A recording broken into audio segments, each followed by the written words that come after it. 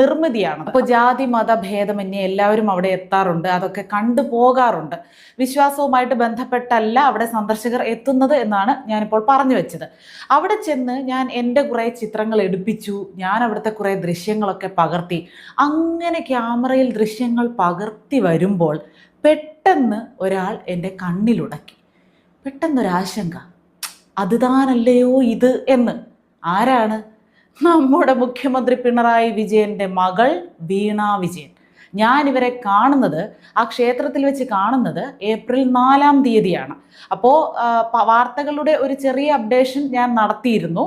വീണ വിജയനെതിരായിട്ട് SFIO charge ചെയ്ത കാര്യങ്ങളും പലതരത്തിൽ ചാർജസ് വന്നു സാമ്പത്തിക തട്ടിപ്പുമായി ബന്ധപ്പെട്ട്. അതറിഞ്ഞു. ഡൽഹി ഹൈക്കോടതി CMRLന്റെ അപേക്ഷ, SFIOയുടെ അന്വേഷണം നിർത്തിവെക്കുന്നത്, സ്റ്റേ ചെയ്യണം എന്നുള്ള ആ ഒരു പരാതിയൊക്കെ നിരസിച്ചു. ഈ വാർത്തകളൊക്കെ അറിഞ്ഞു. അതിൻ്റെ കൂടെ തന്നെ 2.7 കോടിയുടെ സാമ്പത്തിക തട്ടിപ്പ്, അതായത് CMRL ഈ വീണ വിജയന്റെ കമ്പനിയായിട്ടുള്ള എക്സാലോജിക്കിന് ഒരു സർവീസും നടത്താതെ ഇങ്ങനെ ഒരു ട്രാൻസാക്ഷൻ നടന്നു. ആ കേസിൽ വീണ വിജയൻ തെറ്റുകാരിയാണ് എന്നത് ഉറപ്പിച്ച ദിവസമാണ് ഏപ്രിൽ 3. അപ്പോൾ ഏപ്രിൽ 4-ാം തീയതി വൈകുന്നേരമാണ് ഞാനിവരെ ആ ക്ഷേത്രത്തിൽ വെച്ച് കാണുന്നത്. ആദ്യം വിചാരിച്ചത് ഈ മധുരയിൽ ഇവരുടെ പാർട്ടി കോൺഗ്രസ് ഒക്കെ നടക്കുകയല്ലായിരുന്നു. അത് കഴിഞ്ഞ് നമുക്ക് ഏതായാലും അറിയാം, അവരിനി തമിഴ്നാട് മുഴുവൻ കറങ്ങി കണ്ടിട്ടേ തിരികെ വരികയുള്ളൂ. അതിൻ്റെ ഭാഗമായിട്ട് നല്ല ഒരു ചരിത്ര സ്മാരകം എന്നുള്ള രീതിയിൽ അവിടെ ഒന്ന് കണ്ടിട്ട് പോകാനായിരിക്കും വന്നത് എന്നാണ് ആദ്യം വിചാരിച്ചത്. പിന്നെ എനിക്ക് മനസ്സിലായി, ഇറങ്ങി വരുന്നത് നമ്മൾ അവിടുത്തെ പ്രധാന പ്രതിഷ്ഠയുണ്ടല്ലോ, ശ്രീകോവിൽ എന്ന് നമ്മൾ പറയില്ലേ, അവിടെയാണ് ചെന്ന് തൊഴുത് നമ്മൾ പ്രാർത്ഥിക്കുന്ന ഇടം. അല്ലാത്തവരെല്ലാം പുറമേ നടന്നെല്ലാം ചുറ്റി കണ്ടിട്ട് അങ്ങ് പോകുകയാണ് പതിവ്. വിശ്വാസികളല്ലാത്തവരും അഹിന്ദുക്കളും ഒക്കെ അങ്ങനെ പോവുകയാണ് പതിവ്. ഇവരകത്ത് നിന്ന് ഇറങ്ങി വരികയാണ്. അത് മാത്രമല്ല, നെറ്റിയിൽ ഒരു സിന്ദൂരക്കുറിയൊക്കെ ഉണ്ട്.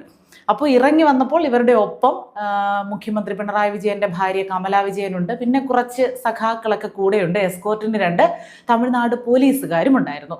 അപ്പോൾ ഞാൻ ഇവരുടെ വീഡിയോ ദൃശ്യങ്ങളൊക്കെ പകർത്തി. അതിനുശേഷം അവരവിടെയൊക്കെ ചുറ്റി നടന്ന് കണ്ടിട്ട് പോകുന്നത് കണ്ടു. ഇതിപ്പോൾ നമുക്ക് മാത്രം എക്സ്ക്ലൂസീവായിട്ട് ഇങ്ങനെ ഒരു ദൃശ്യം കിട്ടിയത് കൊണ്ട് അത് നിങ്ങളുമായിട്ട് കൂടി അതൊന്ന് പങ്കുവെച്ചേക്കാം എന്ന് കരുതിയാണ് ഞാൻ ആ വീഡിയോ പകർത്തിയത്. അപ്പോൾ CMRLന്റെ പെറ്റീഷൻ ഡൽഹി ഹൈക്കോടതി തള്ളി. ഇവർ കുറ്റക്കാരിയാണ് എന്ന് ഉറപ്പിച്ചു.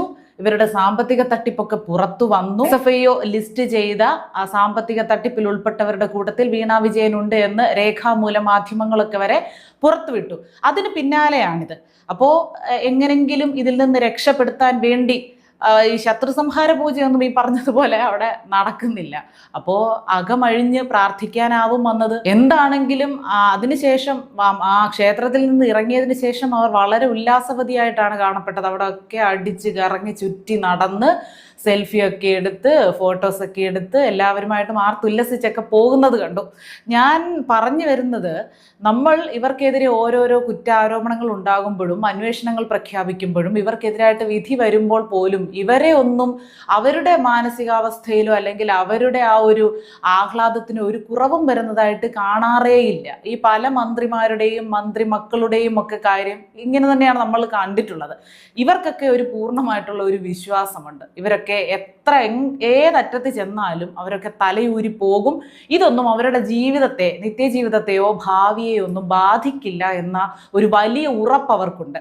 ആ ഒരു സന്തോഷവും സമാധാനവും ഒക്കെയാണ് ആ ദിവസമായിട്ട് പോലും അവരുടെ മുഖത്ത് കണ്ടത്. അപ്പോൾ ഏതായാലും ഞാൻ കണ്ട ദൃശ്യങ്ങൾ എൻ്റെ പ്രേക്ഷകരുമായിട്ട് പങ്കുവെച്ചു എന്ന് മാത്രം.